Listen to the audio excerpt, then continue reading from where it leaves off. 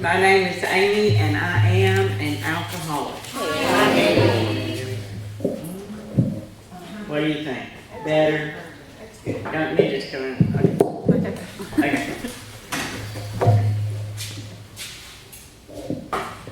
First off, I want to thank Roy for asking me to speak.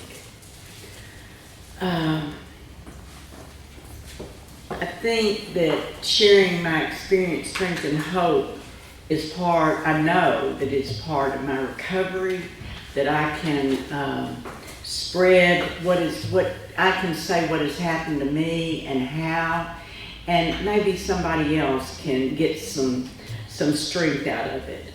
I am a member of AA, I'm a member of ACA, which is Adult Children of Alcoholics, and I was a previous member of Al-Anon, graduated from there after 30 years and picked this program as my primary program. My birth date in AA is September the 24th of 2015. If anybody remembers 2015, that's when the Pope came to America. That's what it took for me to get something.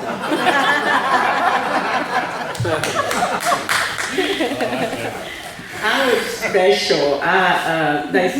My work is the one that told me, give it up or you're going to lose your job. And I was special. And they said, now, do you want to go to treatment? And I said, oh, no, I'm too busy. I had too many things going on. I was running the fall festival that year and, just busy. And so they said, well, okay, we'll do outpatient treatment. And I said, oh, that'll be great. And so I didn't have to go off anywhere. And, besides that, so many people, my family needed me. I didn't go off. I didn't see how that was going to work. But anyway, I'm going to go back to the beginning when I was born, okay? The first 18 years of my life, I was the oldest girl. I had 4 brothers and a sister. My name growing up was Mother Hen, and if it wasn't Mother Hen, it was Moose. My older brother called me Moose. And I thought that meant that I was big and horrible looking and smelly and I didn't understand Moose. But looking back on it, the older I get, I think Moose was short for Amos, and a lot of times I was called Amos, and then he shortened it to Moose. But Moose was a horrible name to be called as a 30-pound 4th grader. I didn't like that word. I didn't like to be called Moose. So anyway, had a wonderful mom and daddy. My daddy was the alcoholic in my home in my growing up years. And anyway, I'll go back to that. But then when I turned 18, I got sent off to x-ray school.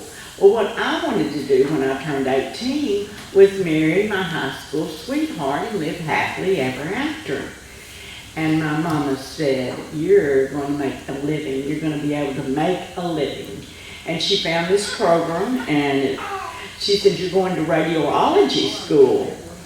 And I said, I am? She said, yes, you are. I said, oh. And she said, so you go and you're going to take the test and see. And so I did, and I was accepted. And there were 3 schools in Little Rock at the time.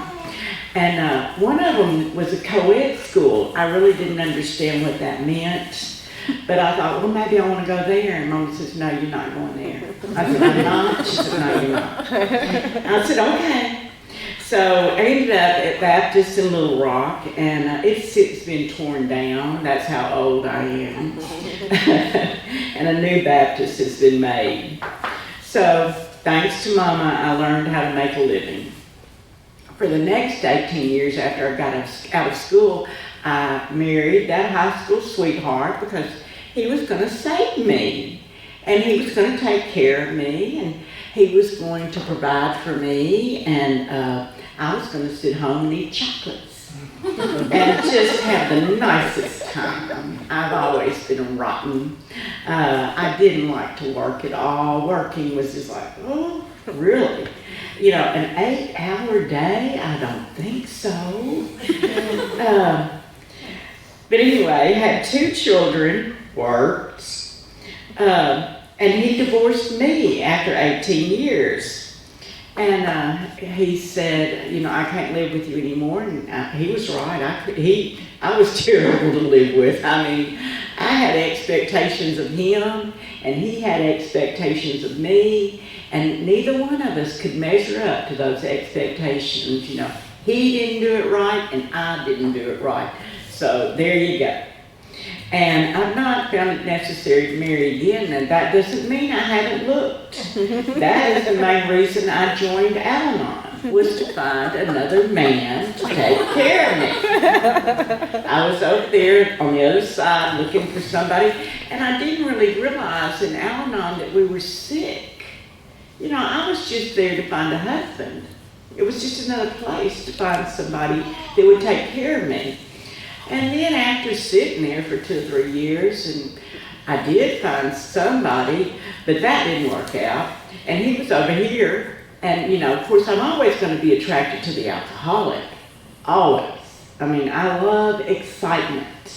It just makes my day. Do not be dull. If you're dull and you do what I want you to do, then I have no need for you whatsoever.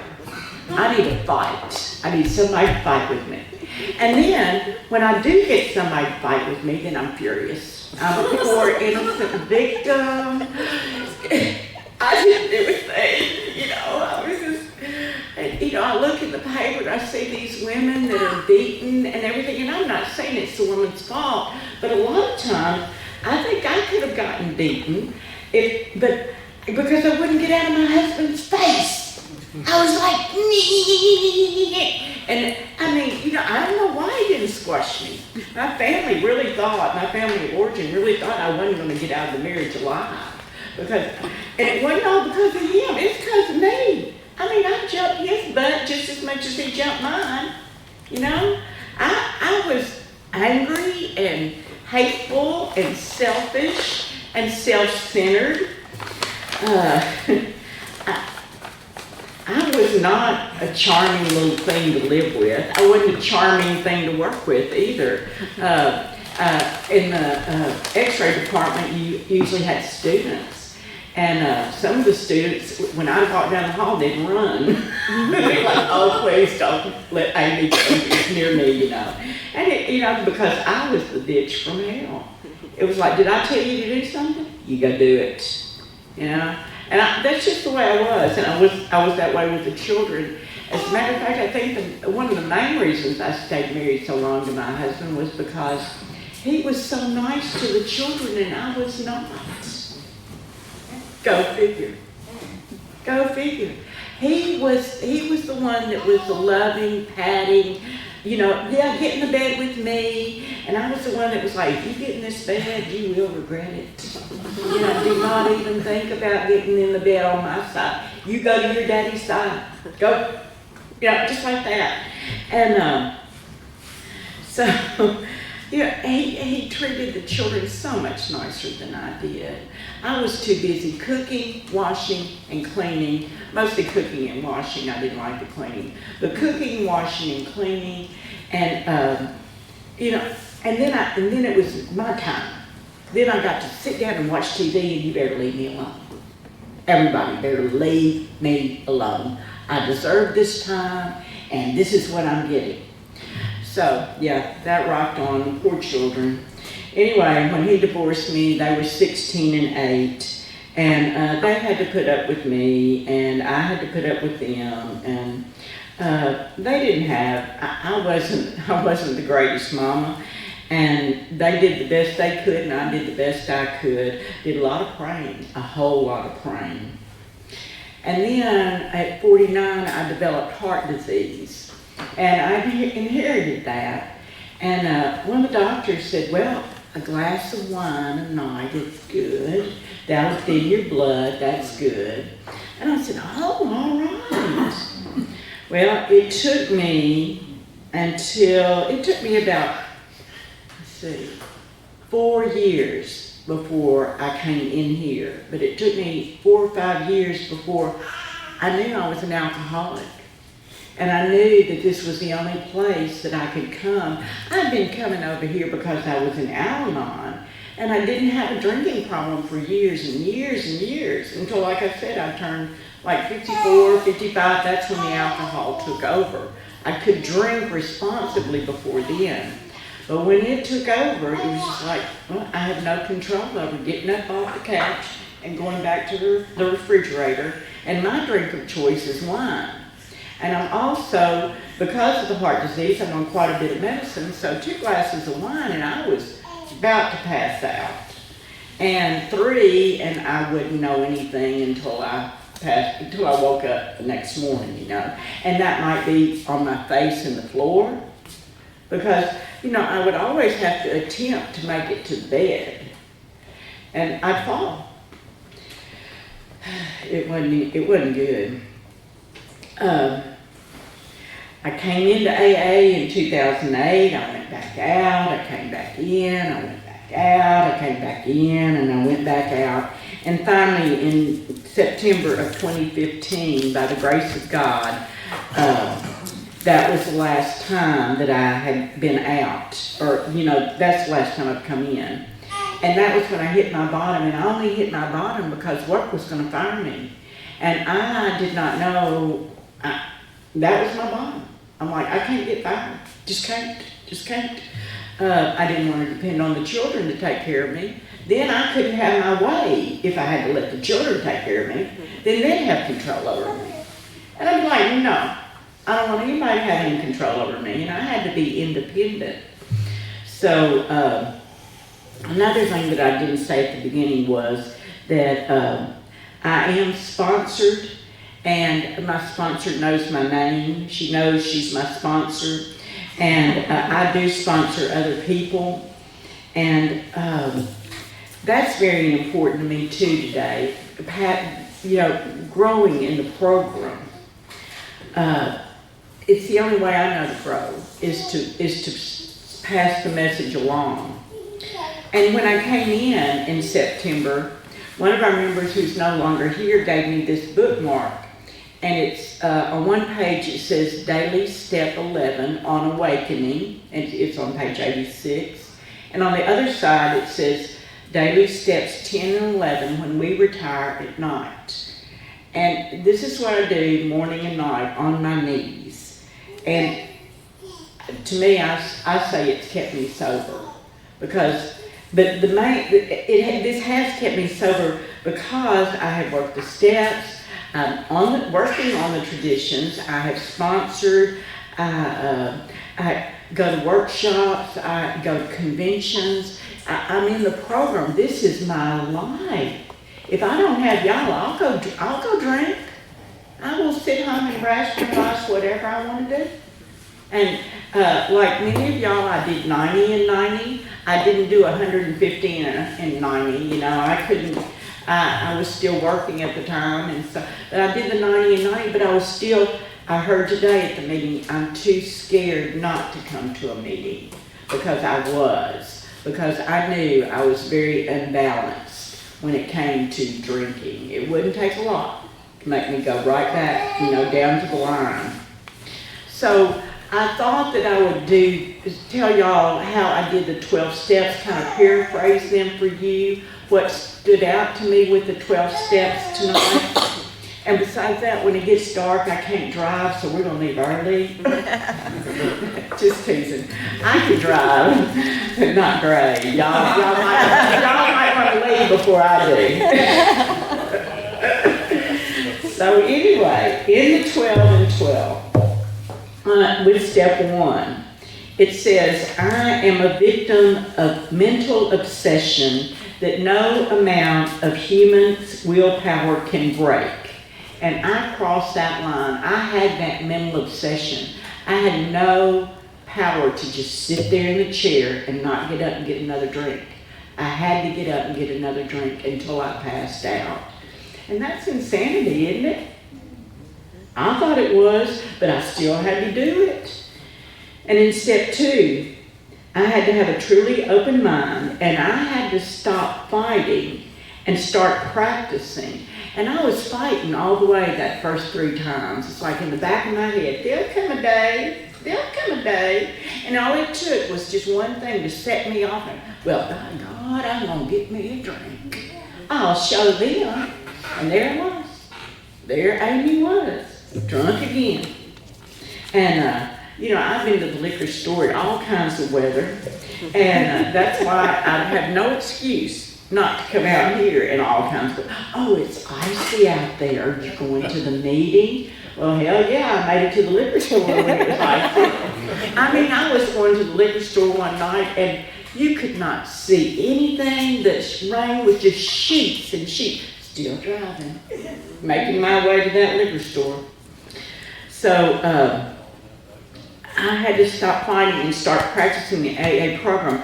And on the wall up here, it says repetition strengthens and confirms, and faith becomes natural. And for me, this is repetition. This is my repetition, coming out here as often as I can. And I had to quit telling God what I needed and accept what he was giving me. Because I thought that if I prayed hard enough, said the right words, did whatever, God was going to hear me.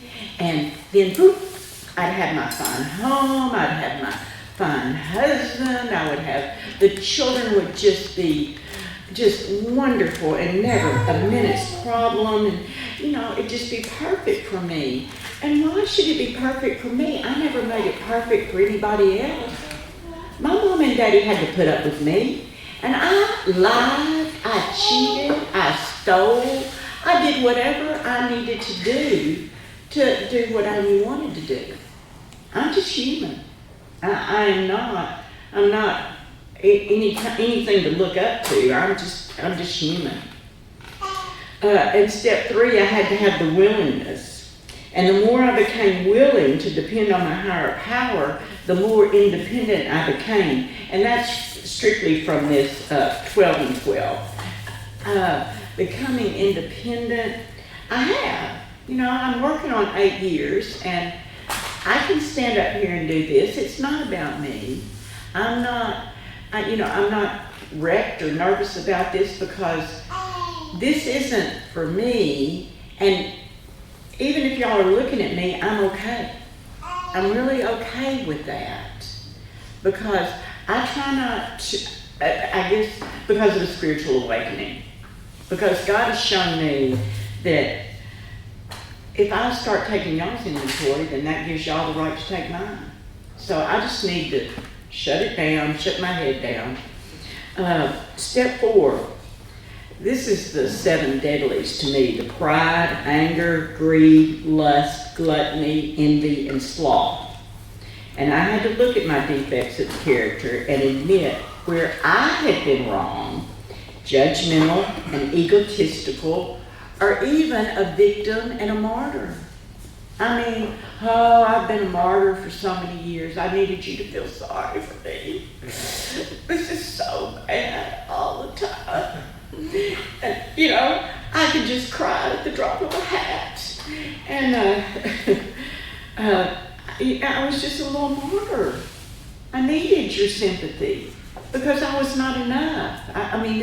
There was an emptiness inside of me, and I couldn't feel it. Whatever I got to feel it would not feel it. It was just empty. And on page 53 in here, I have to read it to you. I'm sorry.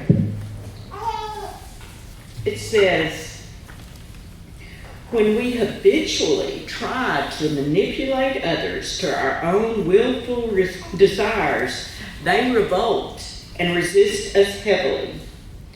Thus, then we develop hurt feelings and a sense of persecution and a desire to retaliate. There I am. If you're not going to do it the way I want you to do it, you need to get out of my way. Just get out of my way and go somewhere else. And that's hateful, that's mean, but that's me. I'm still me. I just had to work yesterday with a bunch of about about 15 women that got in my way. I was hateful a couple of times. I thought, I need you to move, lady. And you know, I just about said that out loud. And I'm like, Amy, that's not sober behavior.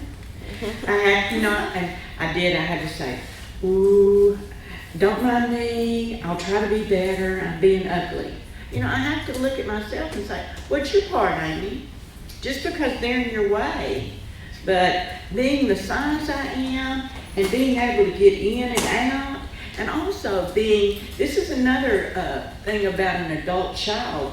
An adult child really likes to do things fast. I can't snap my fingers, but I want things to be fast. I need to, you know, when the day starts, I need to get it started, it needs to get done, and then I can be still and do what I want to do. So let's get this done.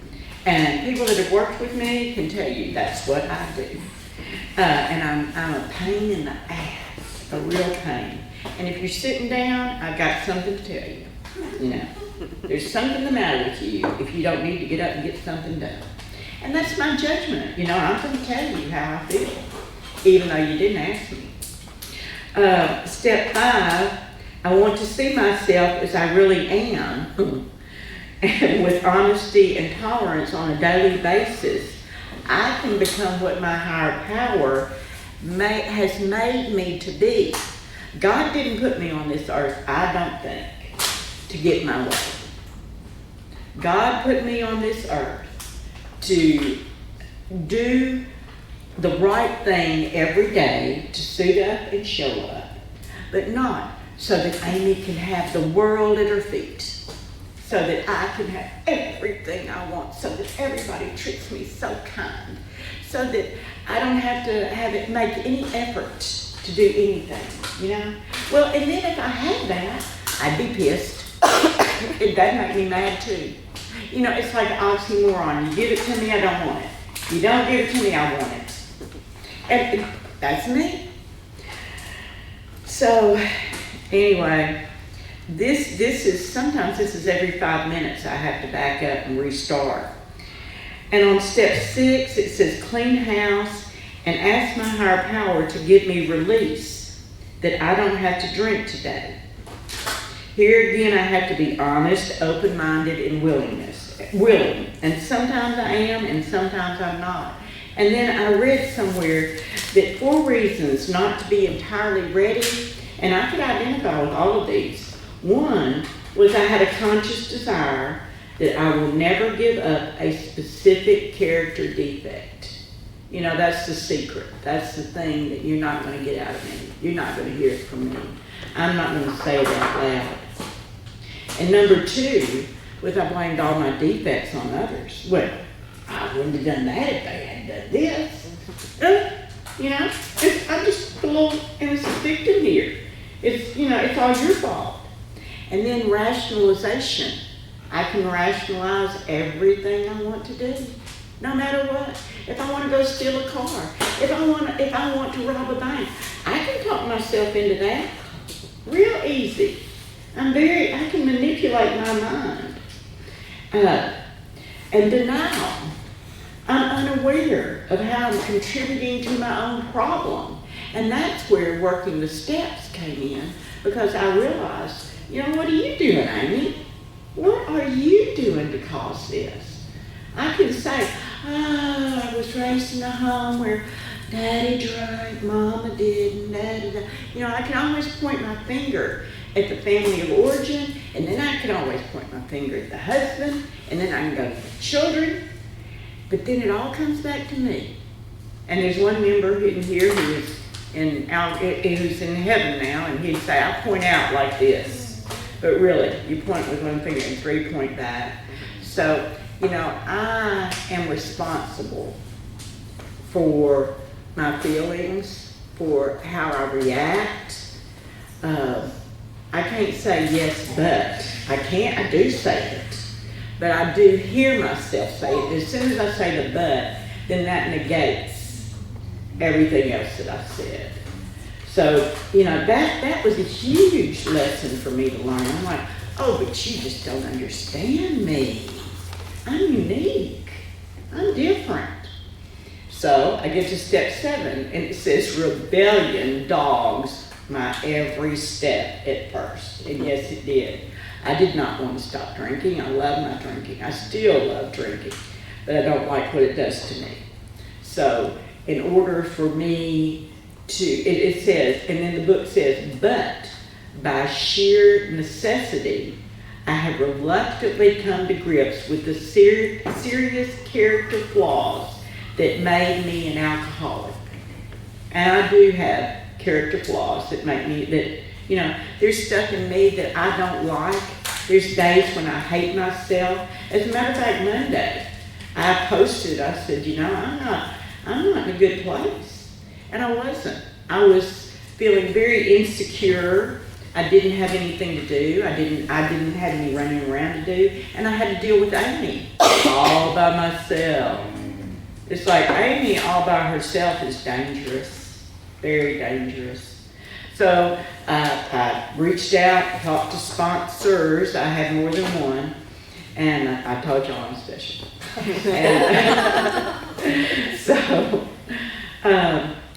And then I wrote down page 76. Let me see what that is. Oh yeah. The chief activator of our defects has been self-centered fear. Primarily fear that I would lose something I already possessed, or I would fail to get something I demanded.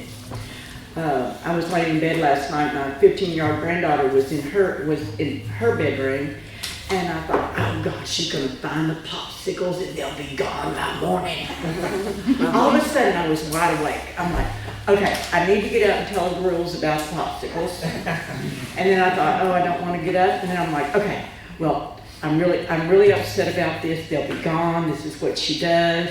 Da da da. Finally, I just said, God, grant me the serenity to accept the things I cannot change. I did. The courage to change the things I can. And so this morning when she got up, I said something to her. I said, did you see the popsicles in the refrigerator? No.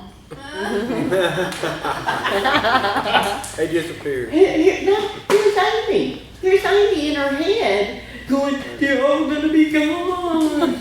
My money's tied up in all those things. That was for everybody. Here's Amy's huge mind just going way out here. And the girl didn't even open the freezer. Thank you, Jesus. My higher power. Okay. So,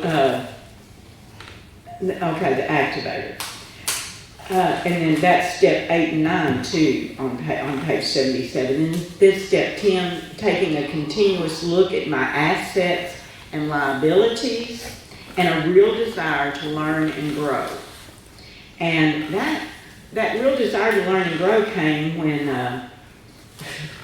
you get nominated to go to area assembly, and then at area assembly, they put you on another committee, and then you get on another committee, and it's like, and you're just kind of propelled along, like a little scooter. It's not easy. It's not a great fun. But it has helped me to stay sober, and I'll do just about anything to stay sober today. And so that's a continuous thing. And my assets and liabilities come and go. And step 11, this goes back to I'm an active AA, enjoying the satisfaction of dealing with the realities of my life one day at a time, trying to stay on my side of the street and listening to my higher power all day long. Not just, quick prayer in the morning. Okay, got you, God, got you, God. I got to go back to God numerous times during the day. Numerous times. And I'm like, are you around? Are you holding me? I need Him. A lot of times, that's another reason I come up here, because I need God with skin on. I need hugs.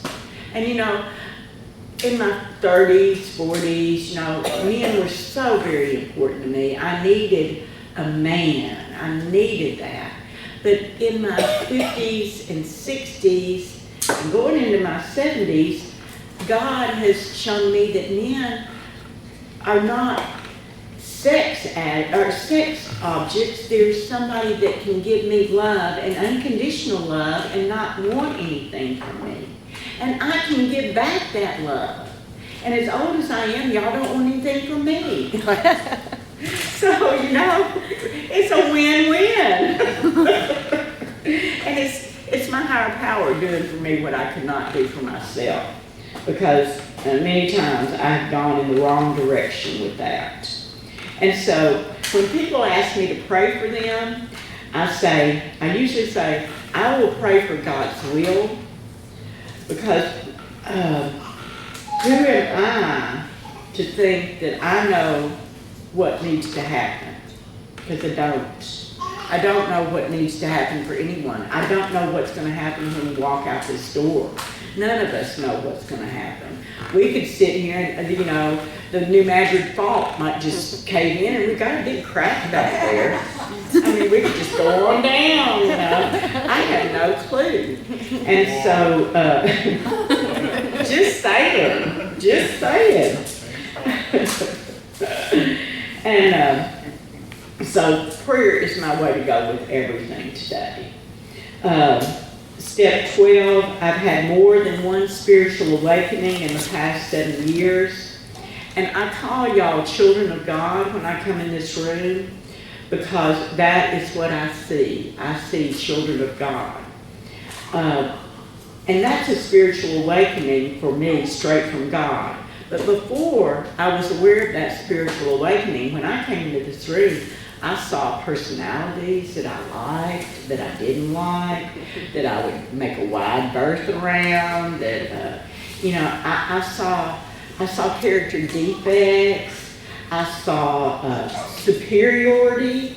I know in the other program, in Al-Anon, I learned over there that I had this magical ladder in my head. And the ladder was always going. Whenever I would meet or say hi to somebody, I'd put them on my ladder. Now, you could be above me or you could be below me. You couldn't be on the same rung, though, because I'm really selfish about that. I'll knock you off my rung. You will not stay on my rung. But, with that ladder, now I don't have to have the ladder. We are all children of God, including me. And God loves y'all just like He loves me. I'm not any more important. None of y'all are any more important than I am. And, that is a spiritual awakening to me. That's huge. And I don't have to measure up to y'all, and y'all don't have to measure up to me. That's not why I think God puts us here. Is it still beeping? And no matter the opinions or the difficulties that happen around here, and I'll tell you, I have tried to throw people out of this meeting, at least one person out of this meeting. I tried to get rid of one person. So that's, where I am, or where I was. No matter y'all's opinion or how difficult I think y'all are, I can stay sober in here because I am part of an AA group. I'm not part of any certain group, it's just an AA group. And that's what I need for me today to stay sober. That's another awakening, just an AA group. That's huge. And I'm glad I'm here, and I appreciate y'all listening to me.